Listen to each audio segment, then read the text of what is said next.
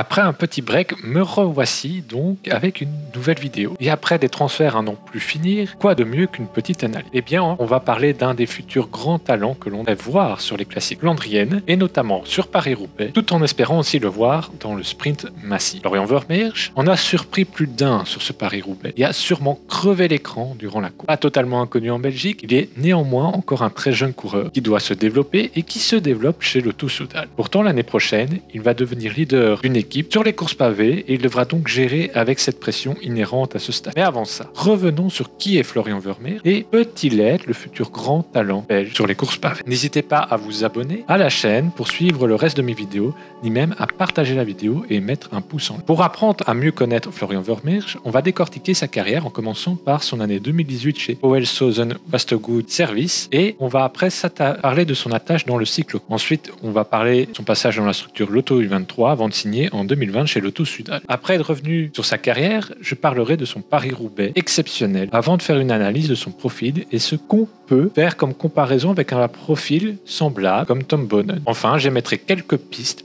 pour son avenir et enfin on conclura cette vidéo. On commence donc en 2018 chez Powell-Southern Wastegoed Service où il est dans un rôle entre le coureur semi-pro et l'espoir. Dès cette première année, dans le bain du cyclisme du haut niveau, il remporte une victoire sur la Belsele Puy de Vel et il réalise aussi beaucoup de places d'honneur, notamment sur une deuxième place sur Hervegen-Kluizen par exemple. Il participe aussi à plusieurs cyclocross espoirs et se forme donc dans des qualités de résistance dans les labourés. À la fin de la saison, il est repéré par la Lotto-Soudal qui voit en lui un futur grand coureur et il l'intègre dans la formation U23 de la structure belge. En 2019, il va réaliser une saison sur route monumentale en remportant 11 victoires sur le circuit espoir. Il va remporter le Tour de Moselle et ses 3 étapes, la ronde van Midden-Brabant, le GP Albert Fauville, la ronde Oost-Vlaanderen avec en prime l'étape 2. Il remporte aussi l'étape 1 de l'International Beloofden Weekend et le championnat régional de Centre-Oriental U23. Mais il est surtout devenu cette année-là champion de Belgique espoir en devançant Gilles de Waal et Sébastien Grignard. Mais surtout, le 4e de l'épreuve, assez loin de Vermeersch, qui était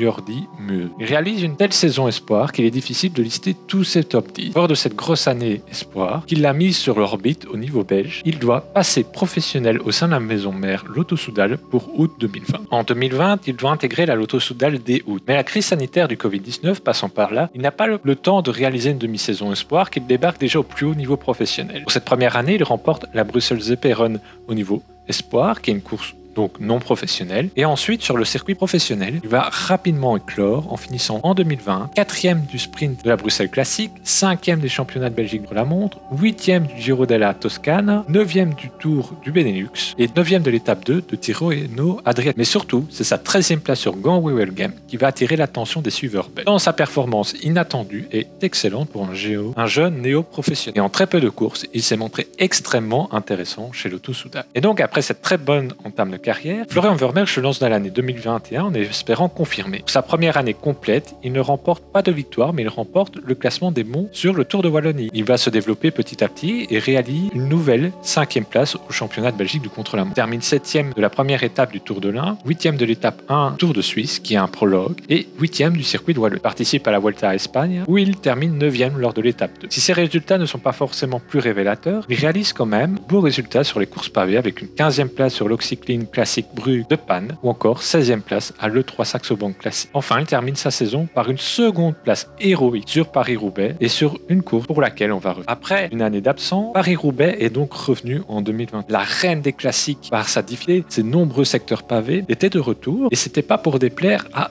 de nombreux coureurs. On savait que Florian Vermeersch avait une préférence pour cette classique et qu'il voulait bien y réussir. Mais on ne pensait pas que tous les éléments allaient jouer en sa faveur. Présent dans l'échappée matinale, comme je vous l'ai dit, Florian Vermeersch est quelqu'un qui a le cyclocross, la boue et le labouré à faire des conditions difficiles. Ce Paris-Roubaix dantesque, dans des conditions folles, avec de la boue, de la gadoue, des crevaisons, etc., va profiter à Florian Vermeersch, qui va résister secteur pavé après secteur pavé, restant dans l'échappée, restant avec les meilleurs, et finissant même dans le groupe avec Mathieu Van Der Poel et Sonny Colbrelli. Il s'accrocha aux deux grands, et il tenta même une attaque dans les derniers kilomètres pour essayer de semer et de finir Paris-Roubaix en tête. Néanmoins, il sera repris par Van Der Poel et Colbrelli, et au sprint, même si on a pu croire à un instant que Florian Vermeersch allait revenir, eh bien non, on savait que Sonny Colbrelli avait une pointe de vitesse suffisante pour s'imposer et la résistance, et le jeune Belge, encore tout jeune et seulement à sa deuxième saison professionnelle, va exprimer une certaine frustration de ne pas avoir gagné Paris-Roubaix après un tel exploit individuel. On peut néanmoins souligner sa performance comme étant exceptionnelle. Battre Mathieu Van Der Poel au sprint après une telle classique, même si Van Der Poel n'était pas à 100% de ses moyens, accrocher le duo Van Der Poel-Colbrelli, devancer des gars comme Moscon, comme Van Avermaet qui a déjà gagné, être surtout le meilleur Lotto-Soudal de cette édition. Ça en dit long sur les possibilités de Vermeersch et sur cette révélation qui est Paris-Roubaix. Passons maintenant à l'analyse de son profil et on peut déjà voir vers où Florian Vermeersch va se diriger. On peut remarquer rapidement que le garçon passe bien, voire excellemment bien le pavé et qu'avec l'âge et l'expérience, cela ne pourra que s'améliorer. Il possède aussi une très bonne pointe de vitesse, qui sera peut-être pas suffisant pour en faire un vrai sprinter, mais un coureur néanmoins solide pouvant prétendre à quelques victoires, à l'image peut-être d'un Florian Sénéchal. Mais ensuite, on va voir qu'il possède aussi des qualités certaines sur le prologue et le contre-la-montre, même si je pense qu'avec les années, il deviendra de plus en plus fort sur les prologues et un peu moins sur les contre-la-montre. Enfin, il possède un bon sens de course qui lui a notamment permis de bien finir sur Paris-Roubaix, mais aussi d'attaquer quand il le devait, sans que cela soit une réussite, néanmoins, mais c'était le moment idéal pour attaquer. On est donc face à un coureur de classique pavé rapide, peut faire des bons prologues et des contre-la-montre. Et si ce profil-là vous dit quelque chose, eh bien, c'est pas anodin, parce que beaucoup d'observateurs en Belgique le comparent au profil de Tom Boonen. Encore une fois, c'est une énorme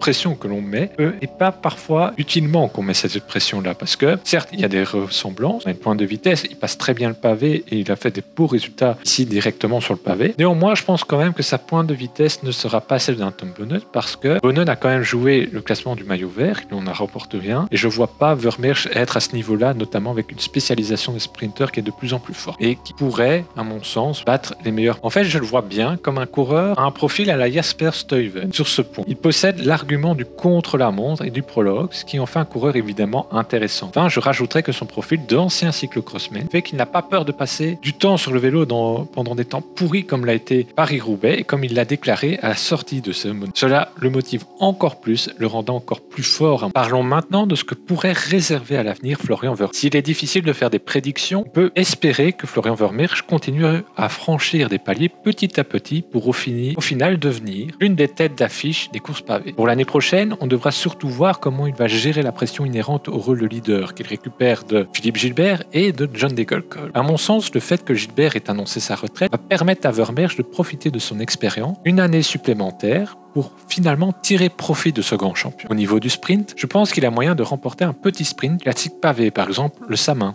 pour débloquer son compteur professionnel. Aussi, au niveau du contre-la-montre, je reste persuadé qu'il restera au niveau qu'il a actuellement et qu'il n'évoluera plus tellement dans ce domaine. Ce que l'on peut espérer dès l'année prochaine, c'est une belle confirmation de son Paris-Roubaix, notamment sur cette classique, mais aussi durant toute la campagne de classique belge. Je pense que l'on continuera à voir Florian Vermeersch actif tout au long de l'année sur les sprints en lui souhaitant de remporter un sprint lui permettant ensuite d'enchaîner des victoires et les beaux succès potentiels. Pour conclure cette vidéo, on peut voir que l'ascension de Florian Vermeersch est passée par une année espoir très réussie, ainsi qu'une arrivée dans le monde professionnel excellemment bien passé. Ensuite, son profil de Flandrien rapide et pouvant jouer sur les contre-la-montre et les prologues lui donne une nouvelle carte à jouer. La question que l'on peut se poser est celle de sa réussite en tant que leader chez Lotto-Soudal. Et s'il arrivera à gérer cette pression. Et vous, que pensez-vous de Florian Vermeersch? Est-ce qu'il peut réaliser une grande carrière et que peut-il réaliser et accomplir durant sa carrière? Avez-vous découvert Florian Vermeersch durant Paris-Roubaix ou avant cette classique magnifique? Dites-moi tout ça en commentaire. N'hésitez pas à répondre à toutes ces questions en commentaire et à développer d'autres éventuelles questions. Maintenant que la vidéo est finie, il ne vous reste plus qu'à vous abonner, à partager la vidéo